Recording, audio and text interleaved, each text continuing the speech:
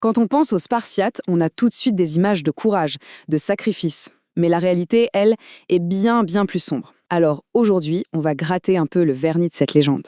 Voici une terre où les faibles sont asservis et massacrés. Voilà, c'est brutal, mais ça résume parfaitement la réalité de Sparte. C'était une société où la violence, en fait, elle commençait dès le berceau. Les bébés jugés pas assez forts, on les abandonnait. Et les enfants, eux, subissaient des entraînements d'une cruauté inimaginable. Et pourtant, c'est là que ça devient complètement fou. Ces mêmes guerriers, nés de cette brutalité, sont devenus dans l'imaginaire collectif les héros de la liberté, le symbole absolu de la résistance contre l'oppression. C'est un sacré paradoxe, non? Alors comment est-ce qu'une société aussi impitoyable a pu forger une image aussi héroïque? C'est la question qui nous intéresse. Et pour y répondre, il faut absolument revenir à l'événement qui a sculpté cette légende pour l'éternité. Bien sûr, on parle de la bataille des Thermopyles. L'histoire, on la connaît tous plus ou moins. Le roi Léonidas, ses 300 Spartiates, face à l'immense armée perse, le sacrifice ultime pour la liberté. Enfin, c'est la version officielle, disons. Mais avant de revenir à la bataille, il faut comprendre qui étaient vraiment ces guerriers. Et pour ça, il faut regarder la machine qui les a créés. Sparte n'était pas juste une cité-État, c'était une usine à soldats, obsédée par un seul but, la perfection militaire.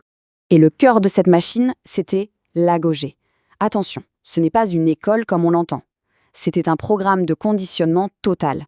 Ça commençait à la naissance et ça ne s'arrêtait jamais, jusqu'à la mort. Alors, concrètement, ça donnait quoi? Eh bien, imaginez un peu le parcours de vie. Dès la naissance, une inspection. Le moindre défaut, la moindre faiblesse, et le bébé est condamné. À 7 ans, fini la famille. On est envoyé à la caserne. Là, on est sous-alimenté exprès pour nous pousser à voler. Et si on se fait prendre, on est battu. Mais attention, pas parce qu'on a volé, non, parce qu'on a été assez stupide pour se faire attraper. C'est ça la logique spartiate. Et il ne faut pas croire que ça ne concernait que les hommes. Non, toute la société était au service de la guerre. Les hommes, bien sûr, étaient des soldats à plein temps. Mais les femmes, elles aussi, avaient une éducation et un entraînement physique. Leur devoir était tout aussi crucial, mettre au monde les futurs soldats de Sparte. Des fils forts et en bonne santé. Cette mentalité, elle était partout. Il y a cette phrase célèbre que les mères spartiates disaient à leurs fils « Reviens avec ton bouclier ou dessus ». Ça veut tout dire.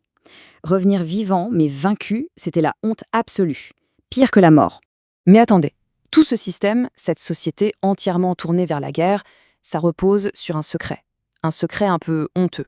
C'est le pilier qui soutient tout l'édifice et sans lequel Sparte se serait effondrée. Parce qu'il faut se poser la question, c'est logique. Si tous les citoyens sont des soldats, qui travaille, qui cultive la terre, qui fait tourner l'économie? Aucune autre cité grecque ne pouvait se permettre un tel luxe. Alors quel était leur secret? La réponse tient en un chiffre. 250 000. C'est le nombre estimé d'Ilotes, les esclaves de Sparte, pour seulement 8 000 citoyens. Faites le calcul, ça fait presque 30 esclaves pour un seul Spartiate. C'est énorme. En fait, Sparte, ce n'était pas tant un État guerrier qu'une petite minorité surarmée qui vivait dans la peur constante d'une révolte de sa population d'esclaves. Et pour contrôler cette immense population, le régime était la terreur, pure et simple. Les Ilotes, c'étaient des peuples voisins qui avaient été conquis. Pour pouvoir les tuer en toute légalité, Sparte leur déclarait la guerre tous les ans, rituellement. Il y avait même une sorte de police secrète, la cryptie, dont le boulot était de tuer la nuit les Ilotes jugés un peu trop remuants.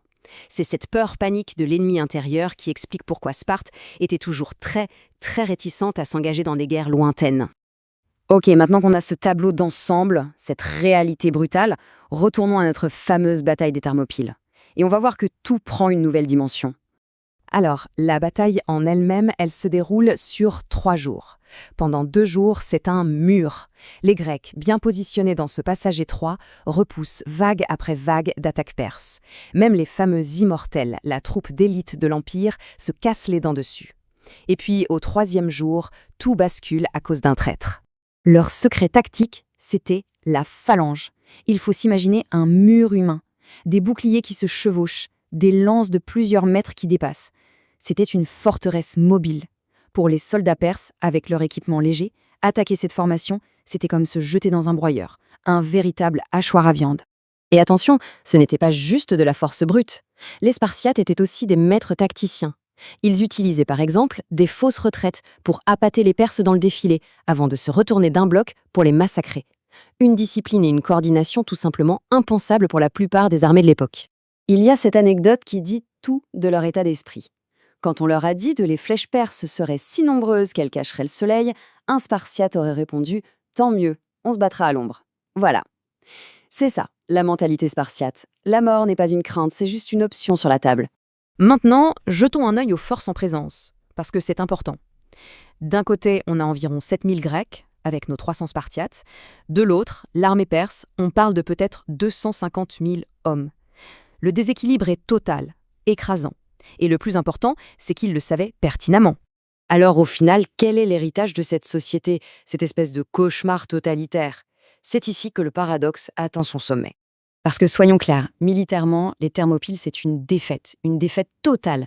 Les Grecs sont anéantis, le passage est pris, et les Perses avancent jusqu'à brûler Athènes. Mais stratégiquement, c'est une immense victoire. Ce sacrifice a offert un temps précieux aux autres cités grecques pour s'organiser. Et surtout, il a forgé un mythe, un cri de ralliement qui a galvanisé toute la Grèce. Et il y a un détail essentiel à comprendre. Léonidas savait très probablement qu'il allait mourir. L'oracle de Delphes avait rendu son verdict. Soit Sparte serait détruite, soit un de ses rois devrait mourir. En choisissant de rester, Léonidas n'a pas seulement mené un combat militaire, il a accompli une prophétie. Et cette citation résume parfaitement l'ironie de la situation. D'un côté, Sparte, un cauchemar totalitaire, esclavagiste, violent. De l'autre, leur sacrifice qui, indirectement, a permis de sauver tout ce qu'on associe à la Grèce antique, la démocratie d'Athènes, la philosophie, le théâtre, bref, une bonne partie des fondations de notre propre culture.